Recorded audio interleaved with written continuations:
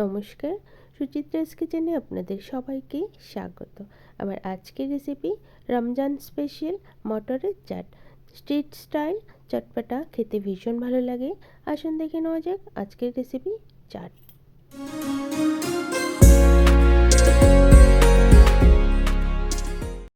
মটরের চাট বানানোর জন্য সবার প্রথমে আমি এখানে সাদা মটর সারা রাতের জন্য ভিজিয়ে রেখেছিলাম। মটরটা কিন্তু খুব ভালোই ভিজে গেছে। এবার জল ঝরিয়ে একটা প্রেসার কুকারে দিয়ে দেব।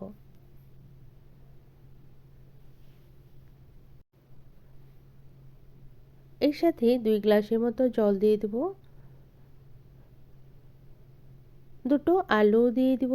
এতে কিন্তু চাটের টেস্ট বেশ ভালো আসে। স্বাদ মতো লবণ আর দিয়ে দিলাম হলুদ। মটরটা যাতে ভালো মতো সেদ্ধ হয় তার জন্য 1/4 টিস্পুন দিয়ে দিলাম খাবার সোডা। এবার 3টে সিটি দিয়ে নেব। এদিকে ভাজা মশলা বানিয়ে নেব। তার জন্য আমি কাশ্মীরি লঙ্কা আর এমনি শুকনো লঙ্কা দিয়ে দিলাম। লঙ্কাটা যখনই ভালো করে ভাজা হয়ে যাবে তখন এখানে 1.5 চামচের মতো দিয়ে দিব গোটা জিরে। সব মশলাই ভালো করে একটু ভেজে নেব।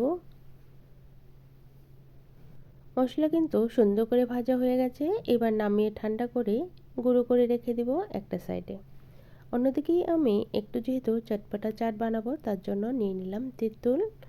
এবার এখানে একটু জল দিয়ে তেঁতুলটাকে ভিজিয়ে রেখে দেব যাতে পাল্পটা খুব সুন্দর ভালোভাবেই বেরিয়ে যায়। এবার এটাকেও একটা সাইডে রেখে দেব। অন্যদিকে আমি একটা গ্রিন চাটনি বানিয়ে নেব। এখানে ধনেপাতা, পুদিনা পাতা, কাঁচা লঙ্কা, রসুন, পেঁয়াজ, টমেটো সব কিছু নিয়ে নিয়েছি।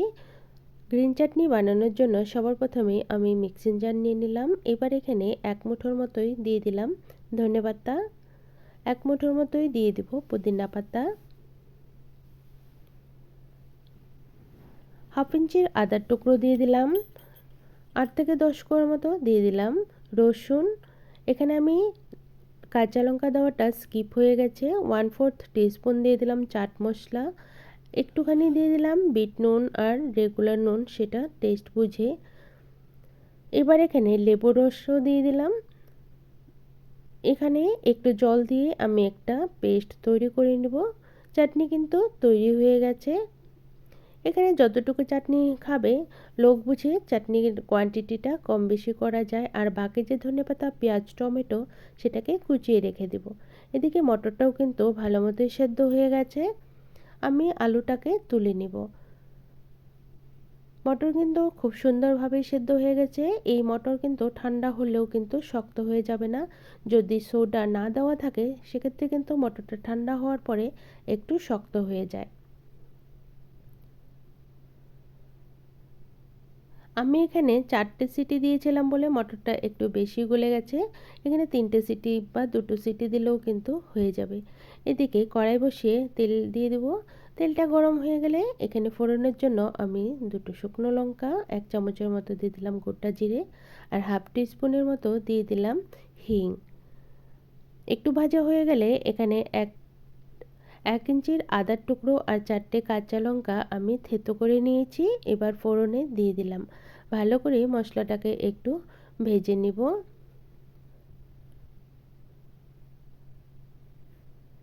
এখানে চাইলে পেঁয়াজও দেওয়া যায়, তবে আমি নিরামিষ করে প্রথমে বানিয়ে নিলাম, তারপরে খাওয়ার সময় পেঁয়াজ দিয়ে খাবো।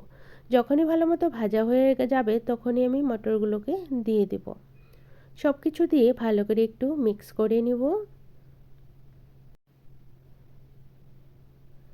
এবার এখানে আলুটাকে যে আগে তুলে রেখেছিলাম সেটাকে টুকরো করে দিয়ে দিলাম।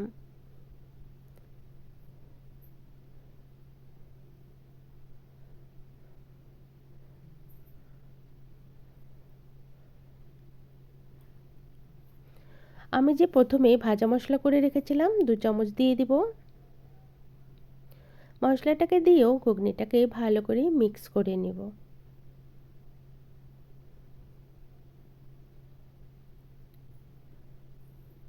চাটের জন্য ঘুগনি কিন্তু একদম তৈরি হয়ে গেছে। এই ঘুগনিটা কিন্তু সিঙ্গারার সাথে খেতেও বেশ ভালো লাগে। সিঙ্গারার চাট ওপরে দেওয়া যায়। এবার এটাকে নামিয়ে একটা সাইডে রেখে নেব। এদিকে যে পেঁয়াজ টমেটো রেখেছিলাম সেটাকেও কুচি করে কেটে নিয়েছি। এবার একটা বাটি নিয়ে নেব। তেঁতুল ভিজানোটাও তেঁতুলের থেকেও পাল্পটা বের করে নিব। ভালো করে একটু কচলে নেব, গুটিটাকে আলাদা করে বের করে নেব।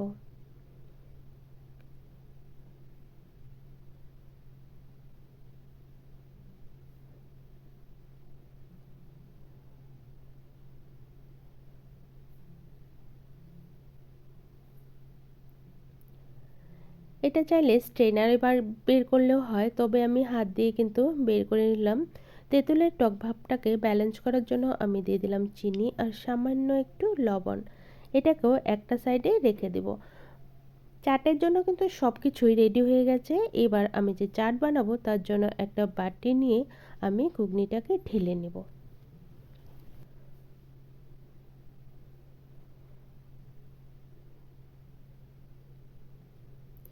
ঘুগনিটা দেওয়ার পর এরই মধ্যে একে একে আমি সব কিছু দিয়ে দেব। প্রথমে পেঁয়াজ কুচি, টমেটো কুচি, ধনেপাতা, কাঁচা লঙ্কা, লেবুর রস, গ্রিন চাটনি, তেঁতুলের চাটনি আর একটু ভাজা মশলা দিয়ে ভালো করে মিশিয়ে নেব। ভালো করে মেশানো হয়ে গেলে আবারও যখন খাবো তখন কিন্তু একটু উপরে চাটনি বা ভুজিয়া যে কিছু সামনে থাকে নিয়ে খেলে ভীষণ ভালো লাগে। চাট কিন্তু বেসিকটা আলাদা থাকে আর বাকিটা কিন্তু নিজের ইচ্ছে মতোই, যে যেমন খাবে ঠিক তেমন বানালেই বেশ ভালো লাগে। ভাজা মশলা দিয়ে দিলাম। আজকের এই চাটের রেসিপিটা কেমন লাগলো অবশ্যই জানাবেন। যদি ভালো লেগে থাকে আপনারাও কিন্তু এভাবেই ট্রাই করতে পারেন, বেশ ভালো লাগে। একটু হালকা হালকা গরমে এরকম চটপটা খাবার খেতে কার না ভালো লাগে, আর যদি সেটা ঘরের হয়। আমার চ্যানেলে নতুন বন্ধু হয়ে থাকলে চ্যানেলটাকে সাবস্ক্রাইব করার অনুরোধ রইল। পাশে থাকা বেল আইকন অবশ্যই প্রেস করে দিবেন, কারণ আমি চ্যানেলে যখনই কোনো নতুন রেসিপি দেবো এর নোটিফিকেশন আপনারা পেয়ে যাবেন।